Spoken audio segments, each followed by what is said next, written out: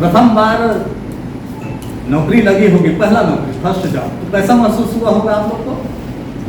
बहुत अच्छा। बहुत अच्छा ना।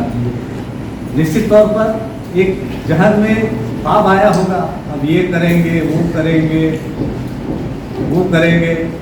कितने चीजों को कंप्लीट कर पाया कोई भी? एनीबॉडी है? हाँ बताइए सर।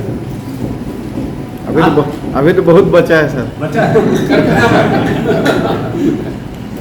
आपने उसका पूरा सिलसिलेवार जो है क्या क्या काम करना है वो बनाया है क्या? वो तो नहीं बनाया सर, मोटा मोटी होता है कि मकान बना लो, हाँ। बच्चे की पढ़ाई कर लो, घर बना लो और कार खरीद लो। अच्छा। तो ये हो गया है, बच्चे का पढ़ाई बचा है अभी। मोटे तौर पर यही चीज है, पहला जो काम होता है शादी करना। शादी हो गई?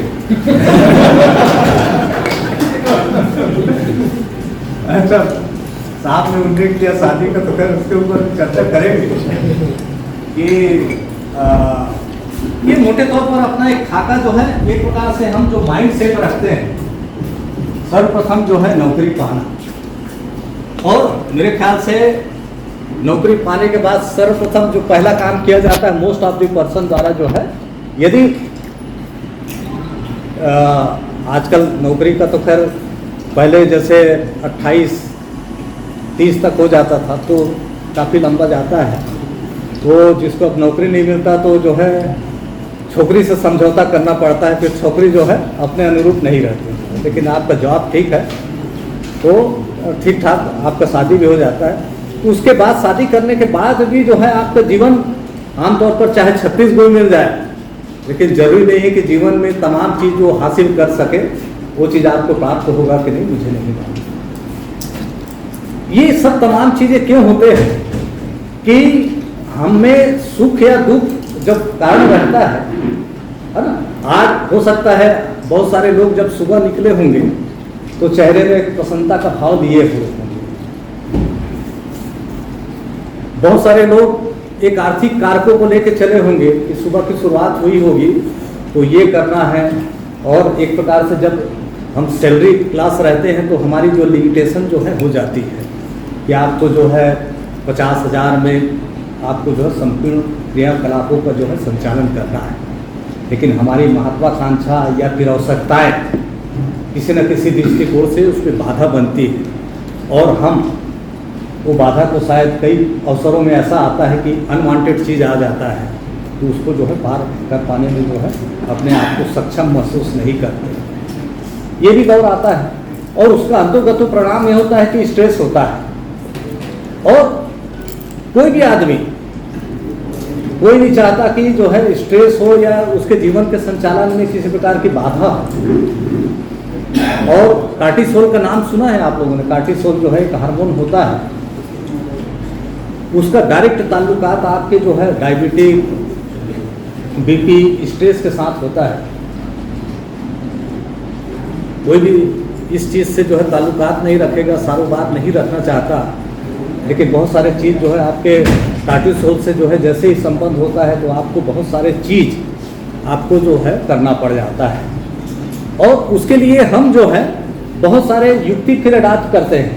मसलन ज़्यादा स्ट्रेस हुआ तो क्या करते हैं कि वाइन पीना चालू कर देते हैं, या फिर हो सकता है कि किसी पार्टी में चले जाते हैं, दोस्ती यारी के साथ समय बिताना चाहते हैं ताकि हमारा जो स्ट्रेस है किसी बहाने जो है कम हो जाए। और इसीलिए ली तुंग का मेरे को एक कोटेशन ध्यान आता है कि यदि आप 1 घंटे की खुशी चाहते हैं तो सैर सपाटे में निकल जाइए। 1 घंटे की खुशी चाहते हैं तो सैर सपाटे में निकल जाइए। 1 दिन की खुशी चाहते हैं तो शादी कर लीजिए। और यदि जीवन में आर्यवर की खुशी चाहते हैं तो जो गार्डनर है वो बन जाइए। और आप किस प्रकार से जीवन व्यतीत करना चाहते हैं दैट डिपेंड्स अपॉन आप।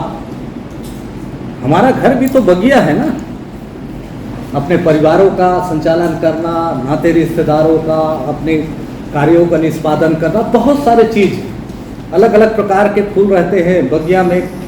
और उसको कैसा कटिंग करना है, क्या बहुत सारे काम रहते हैं।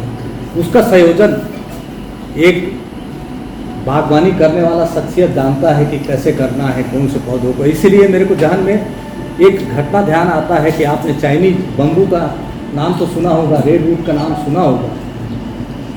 चाइनीज बेम्बू जीवन के प्रथम 5 साल तक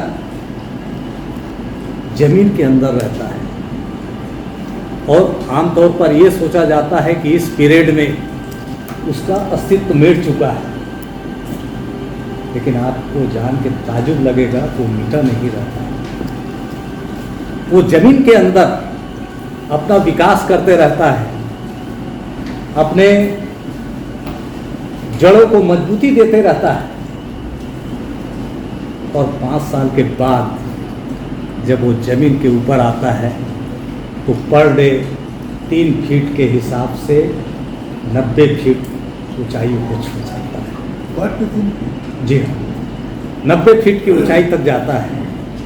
तो आप अनुमान लगा सकते हैं कि हमारे जीवन में जो डेवलपमेंट होता है हमारे अंदर होता है और तुरंत त्वरित रूप से जो है आपका रिजल्ट नहीं मिलेगा। और इसीलिए हर आदमी को जो है आप चाहते हैं ना, हर चीज़ में इंस्टेंट चाहिए। एक पर्सनालिटी के डेवलपमेंट के लिए जो है आपको वर्षों देना पड़ता है। इसीलिए मैं बोर्ड चालू करूँ क्या सर?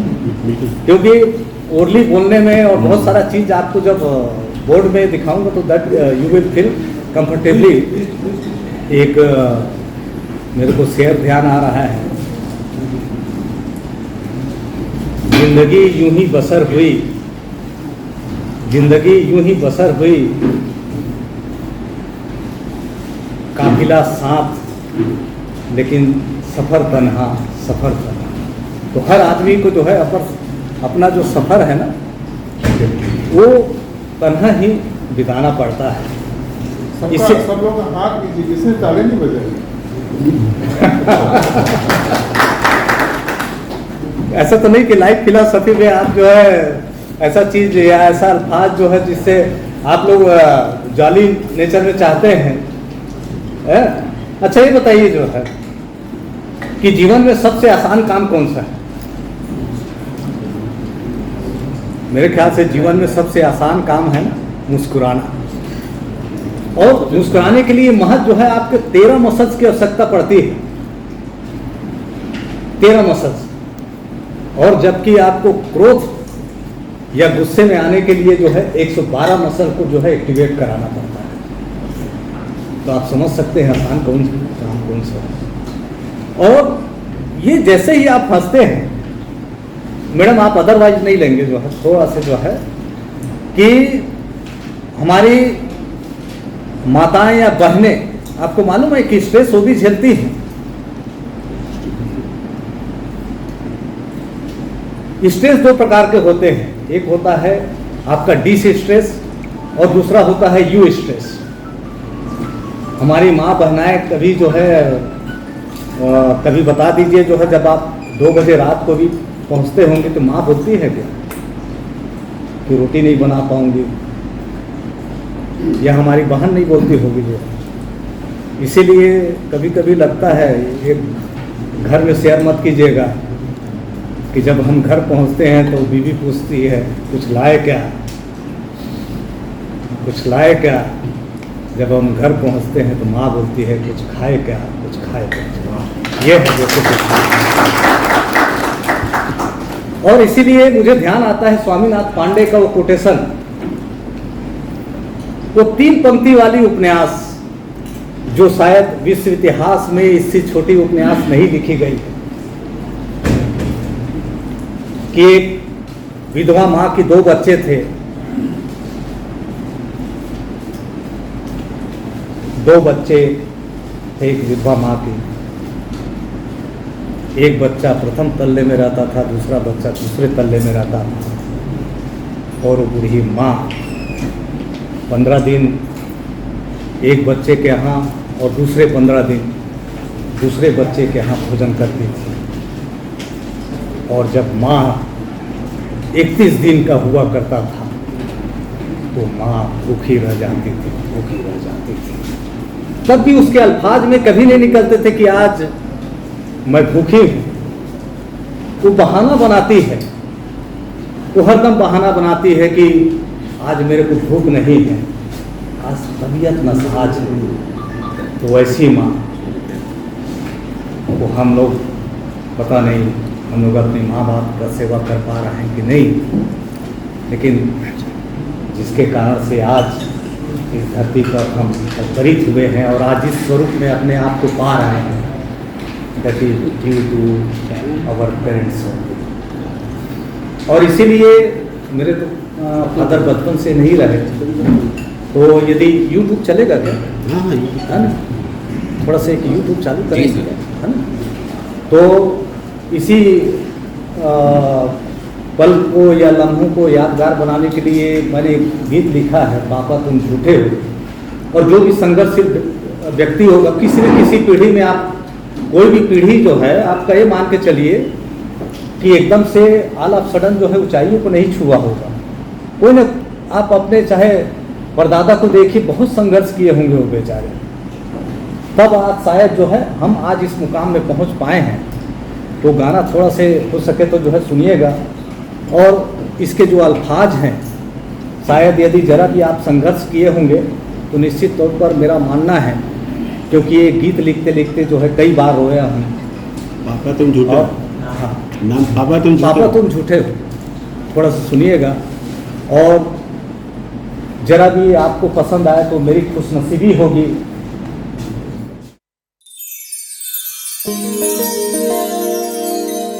दफन हो जाता है तुम्हारा वो सारा त्याग, मेरा वजूद ही तुमसे है पापा। पिता का मर्म और पुत्र की यादें आप सभी को समर्पित है।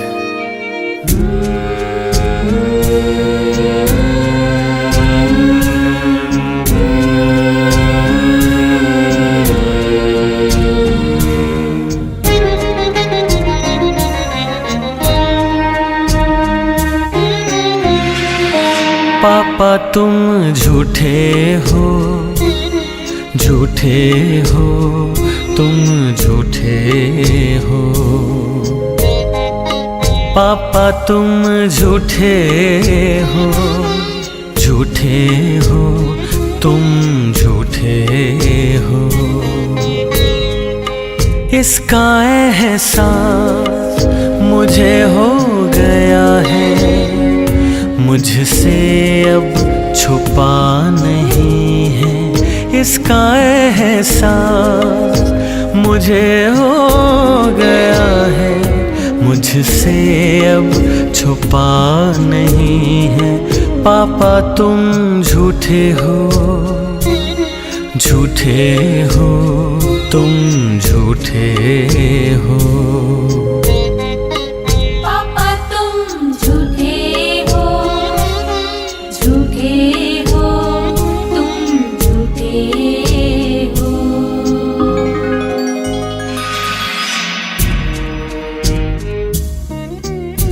मेरे पास सबूत है, वो तुम्हारी पुरानी टूटी संदूकें और उस पर फोटो, जर्जर अलमारी, टूटी फूटी साइकिल और बेरंग चप्पलें।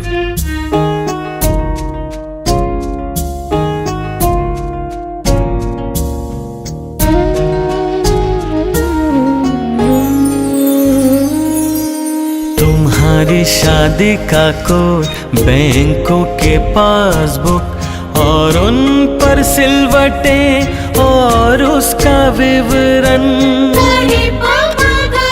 और वो एटीएम की पर्चियां, पर्ची में अपर्याप्त राशि का टंकण बताता है।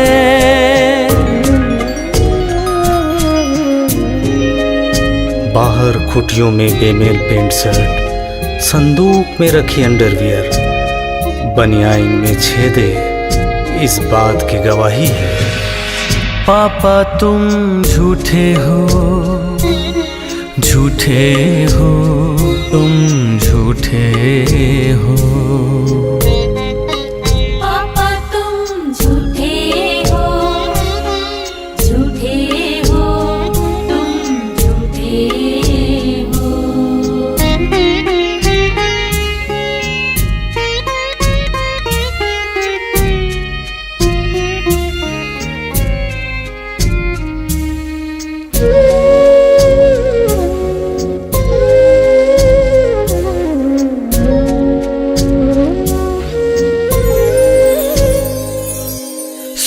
स्वास्थ्य के नाम पे टूटी फूटी साइकिल से आना जाना, कैरियर चिमटों में रंग भरना, घंटों धूप में झुलस जाना, तुम्हारे झूठ को साबित करते हैं। घर में रहकर पूरे तन का ढकना, शरीर से झांकती पसलियों को छुपाना, वो सुबह बहुत जल्दी उठना, घर से निकलना बताता है। पापा तुम झूठे हो, झूठे हो, तुम झूठे हो। पापा तुम झूठे हो, झूठे हो, तुम झूठे हो।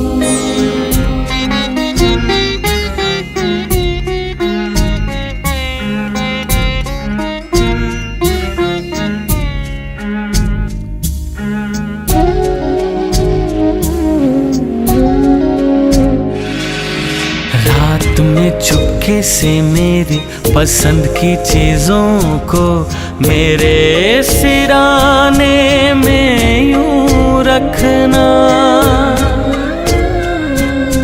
रात में चुपके से मेरी पसंद की चीजों को मेरे सिराने में यूं रखना। सामने होने की स्थिति में नाटकीय मुस्कान बिखेरना, पुरानी खांसी को मौसम परिवर्तन बताता है। पापा तुम झूठे हो, झूठे हो, तुम झूठे हो। पापा तुम झूठे हो, झूठे हो, तुम झूठे हो।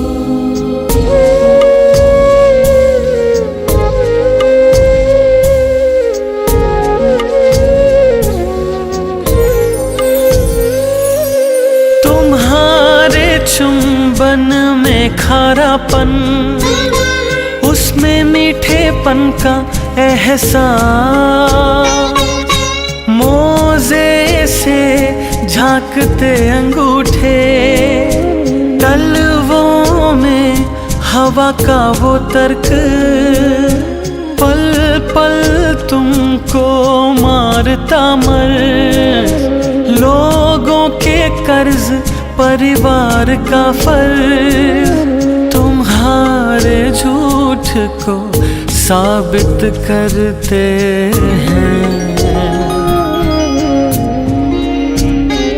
तुम्हारे चश्मे की रेसे और उस पर तड़क अक्षरों का झुंझलापन, मेरे किताबों को पढ़ने की कोशिश, अक्षरों का सहलाना, कुछ बनने की चाहत, पाने की अपेक्षा, वो तुम्हारा बचपन में स्कूल छोड़ना, मेरे कॉलेज को निहारना, रेलवे स्टेशन में हर रोज इंतजार, लौटकर कोने में गुमशुदा बैठना बताता है।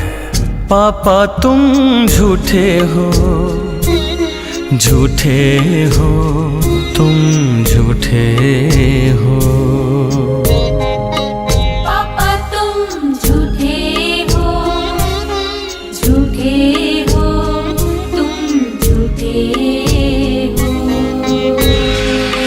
इसका एहसास मुझे हो गया है, मुझसे अब छुपा नहीं है।